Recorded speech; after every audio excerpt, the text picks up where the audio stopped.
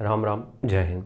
बात करेंगे आज 1600 मीटर के लिए हिल ट्रेनिंग के बारे में। अब समझो मेरी बात को, इस चैनल पे कभी भी हमने किसी भी तरीके का एंटरटेनमेंट इंक्लूड नहीं किया है। कभी भी हमने वो चीज़ों के ऊपर बात करी है जो तुम्हारे काम की होती हैं। हमेशा, आज की बात नहीं कर रहे हैं हम, जब से वीडियो बना रहे हैं हम तब से बात कर रहे हैं कि हमने हमेशा उन चीज़ों पे काम किया है जो तुम्हारे काम आ सके। हमने कोई भी ऐसा टॉपिक नहीं उठाया है जो कि वर्थलेस हो या फिर तुम्हारे किसी काम का ना हो, बस एंटरटेनमेंट हो, क्योंकि हम बिलीव नहीं रखते हैं एंटरटेनमेंट में इस तरीके के। ठीक है, खैर हम यहाँ पे बात कर रहे हैं 1600 मीटर के लिए हिल ट्रेनिंग की, और साथ में हम यहाँ पे एक चीज़ और ऐड करना चाहते हैं। पर्सनल ट्रेनिंग अभी भी ऑन है, बस स्टेमिना बूस्टर भी अभी भी हम दे रहे हैं। बस बात यह है कि हर वीडियो में आके अब हम वो बोलना बंद कर दिया है, तो जिनको भी नहीं पता है नंबर आपको मिल जाएगा किसी अदर वीडियोस में या यहाँ पे भी, तो आप वहाँ से ऑर्डर कर सकते हो, पर्सनल ट्रेनिंग ले सकते हो। ठीक है, हिल ट्रेनिंग देखो, हिल ट्रेनिंग का मतलब ये होता है कि जब थोड़ा सा आप अपवर्ड जाते हो।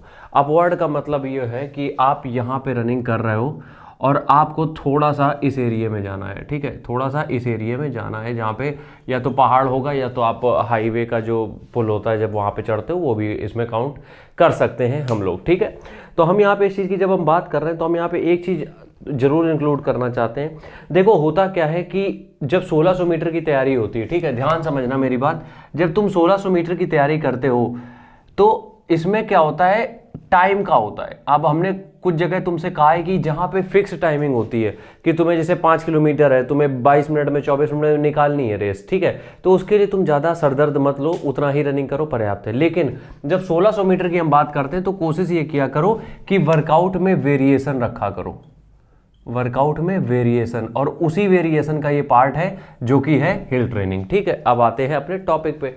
हिल ट्रेनिंग का मतलब होता है कि हम अपनी लंग्स कैपेसिटी को बढ़ा रहे हैं, लंग्स की कैपेसिटी को बढ़ा रहे हैं। इससे होगा क्या, इससे बॉडी में O2 का प्रवाह थोड़ा ज़्यादा हो जाएगा। ठीक है, क्योंकि हमारा जो लंग्स है वो उनका डायफ्राम बढ़ रहा है, क्योंकि हम उनकी एक तरीके से प्रैक्टिस कर रहे हैं। हमारी कार्डियो हेल्थ जो है, कार्डियोवैस्कुलर हेल्थ जो है वो इंप्रूव हो रही है, जिससे कि हम क्या हो रहा है कि हमारी पूरी बॉडी में जो न्यूट्रिशन है वो अच्छी तरीके से जा रहा है हर जगह। ठीक है, तो अगर हम यहाँ पे बात करें कि जो हिल ट्रेनिंग है वो कब करनी चाहिए, कितनी करनी चाहिए, किसको, देखो जो हिल ट्रेनिंग है वो दोनों को करनी चाहिए, जो लड़के लड़कियां हैं दोनों को, बहुत कंपलसरी है। कितना करना चाहिए, सिर्फ 2 बार, हफ्ते में सिर्फ 2 बार। जब भी हिल ट्रेनिंग की बात होती है तो हफ्ते में सिर्फ 2 बार ही हिल ट्रेनिंग पर्याप्त होती है तुम्हारे लिए, क्योंकि उसमें भी स्ट्रेंथ लगती है और अदर वर्कआउट भी होते हैं। अब हमें करना किस तरीके से होता है हिल ट्रेनिंग, देखो हिल ट्रेनिंग का सिंपल सा फंडा ये होता है, स्टेप पहला होता है कि आप कहीं वार्म अप कर लो।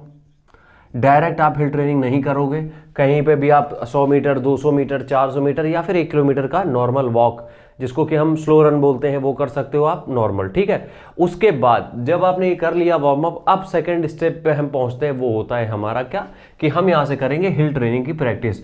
तो देखो ज़्यादातर जो हिल की बात हम करते हैं वो 100 से 200 मीटर के होते हैं। कितना होता है, 100 से 200 मीटर का। अब जब 200 मीटर ये है, जब आप अपवर्ड जाते हो तो जाहिर सी बात है कि ताकत लगती है, और ताकत सिर्फ पैरों से नहीं लगती है, ताकत आपकी ब्रीदिंग में भी लगती है। मेरे कहने का मतलब यह है कि जब आप हिल ट्रेनिंग करते हो तब अपनी आप बॉडी को एकदम पुश कर रहे हो पीछे की तरफ। ध्यान दिया है कभी, जब आप हिल है ये, जब आप आगे बढ़ रहे हो तो पिछला पैर पुश कर रहे हो, मतलब कि एक फोर्स जनरेट कर रहे हो। यही डेली बेसिस पे जब फोर्स आप जनरेट जो कर रहे हो ऑन डेली बेसिस पे, यही चीज आगे जाके हेल्प करती है। क्यों, देखो इससे क्या होता है, सबसे पहली बात इससे होते हैं हमारे पैर मजबूत, लेग्स जो होते हैं वो मजबूत होते हैं। पहली चीज तो ये हो जाती है। दूसरी चीज यहाँ पे क्या होती है, हमारी हार्ट और लंग कैपेसिटी बढ़ती है। ठीक है, तो इससे क्या होता है, हमारी ओवरऑल स्पीड बढ़ने में हेल्प होती है। तो क्या करना है, 200 मीटर आप अपवर्ड गए, कोशिश करो स्पीड में जाने की, कोशिश क्या करो, स्पीड में जाने की, और जब आप वापस आते हो तो स्लो आना है। बस सिंपल सा यही फंडा है। क्या करना है आपको, जब आप 200 मीटर जब आप ऊपर जा रहे हो तो आपको स्पीड में जाना है जितना आपसे हो सके, और जब आप वापस आ रहे हो 200 मीटर रखना, इससे ज़्यादा नहीं, जब आप वापस आ रहे हो तो आप स्लो रखना। अब हफ्ते में जब हमने 2 दिन ये कहा है करने के लिए, तो जब 2 दिन आप ये कर रहे हो, सिर्फ 2 दिन कर रहे हो, तो उन 2 दिनों में ट्राई ये किया करो कि तुम क्या करो, अपनी पूरी कैपेसिटी का यूज़ किया करो, जैसे कि 6 सेट, 8 सेट, 10 सेट, इस तरीके से करो, और हफ्ते में सिर्फ 2 बार ही करना। अगर और भी वर्कआउट इंक्लूड कर दिए तो 1 ही बार करना, बट करना कंपलसरी है स्पीड के लिए। मिलते हैं नेक्स्ट वीडियो में, तब तक के लिए राम राम, जय हिंद।